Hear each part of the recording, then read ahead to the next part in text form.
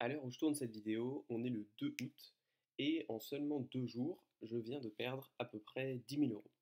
Si on voit bien sur ce graphe, c'est qu'on était au 31 juillet, j'avais 193 000 euros sur mon PEA et suite à une baisse des marchés financiers que vous avez peut-être suivi si vous vous y intéressez ou si vous êtes vous-même investi, eh bien j'ai perdu 10 000 euros passant de 193 à 183 000.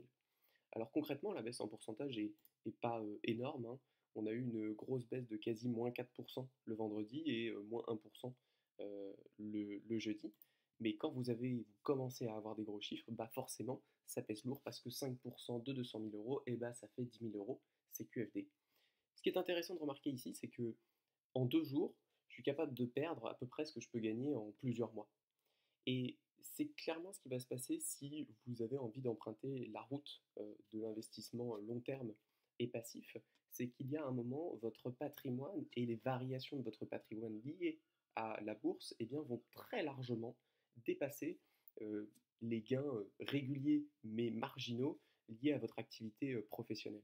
Parce que c'est le, c'est le principe même, c'est-à-dire que vous allez investir de plus en plus, donc les intérêts vont se composer, et donc les variations vont s'amplifier de plus en plus. C'est d'ailleurs ce qu'on recherche parce que les variations, la plupart du temps, sont positives, mais ça se passe aussi quand les variations sont négatives.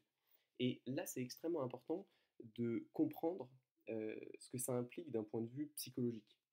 C'est très important de se dissocier de ces gains et de ces pertes qui sont de toute manière des plus-values et des moins-values latentes, mais néanmoins elles sont actées dans le sens où effectivement aujourd'hui mon patrimoine est tout de même 10 000 euros moins élevé que ce qu'il n'était il y a 2 jours. Euh, mais il faut déconnecter ça de la capacité qu'on peut avoir à générer des revenus par une activité ou par une autre. Parce que bien évidemment, c'est totalement déconnecté, et une des grosses erreurs à faire, qui, je pense, peut pousser finalement à faire des mauvais choix, c'est de se dire, mais finalement, si je gagne ou je perds 10 000 euros en 2 jours sans rien faire, à quoi bon aller travailler 40 heures par semaine pendant un mois pour gagner 2 000 euros? Parce qu'au fond, tout ce qu'il faut, c'est avoir de la chance. Certes, sauf que au long terme, vous n'avez pas de main prise sur les évolutions de votre patrimoine. Et donc, c'est le même principe qui nous pousse à ne pas suivre aveuglément une règle des 4% pour, par exemple, subvenir à ses besoins via des investissements. Certes, ça fonctionne d'un point de vue théorique, d'un point de vue mathématique, mais il y a une variance importante, il y a une volatilité importante, et il y a une incertitude. Il y a une incertitude parce que c'est bête à dire et c'est répété tout le temps, mais il n'y a pas plus vrai, les performances passées ne présagent pas des performances futures.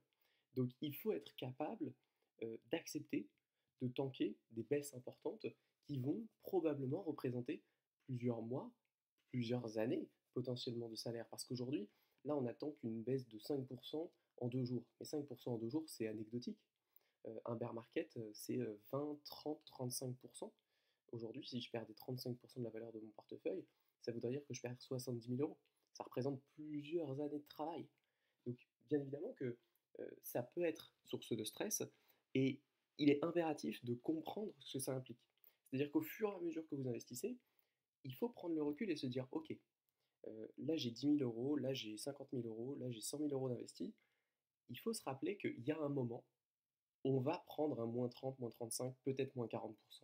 C'est c'est acté. Ça serait une anomalie absolument exceptionnelle de ne pas prendre un moins 30% si on investit au long terme.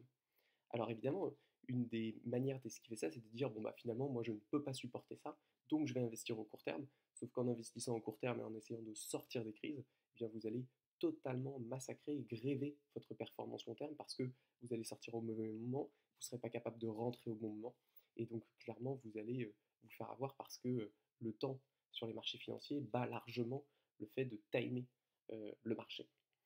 Donc voilà un petit peu où on en est, donc rien de catastrophique pour moi bien évidemment, et c'est aussi un rappel pour tous les nouveaux parce que j'ai vu pas mal sur les forums de personnes qui s'inquiètent, qui disent bon bah voilà j'ai investi il y a 2 3 mois, je suis dans le rouge, etc.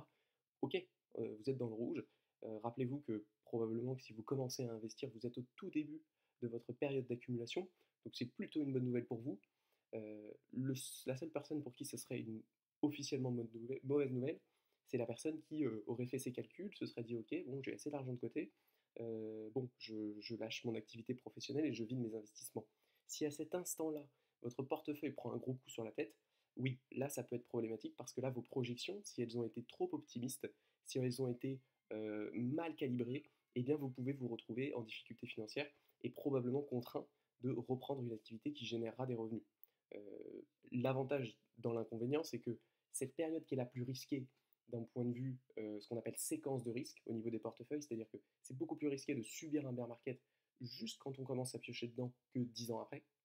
L'avantage, c'est que d'un point de vue réel, si vous venez tout juste, par exemple, de quitter le monde professionnel, bah, vous êtes beaucoup plus employable parce que vous venez tout juste de quitter votre emploi plutôt que 10 ans après. Donc ça, finalement, c'est la bonne nouvelle dans la mauvaise nouvelle, c'est que le moment le plus risqué pour celui qui veut vivre de ses investissements, c'est aussi le moment où il est le moins éloigné de ce qu'il faisait auparavant pour générer des revenus. Et donc, c'est beaucoup plus facile de faire quelques pas en arrière et de réinvestir encore quelques années, profiter du bear market pour acheter des actions à des prix défiant toute concurrence et pouvoir finalement consolider, solidifier euh, sa prise de distance par rapport au travail en décalant un petit peu son départ de quelques années.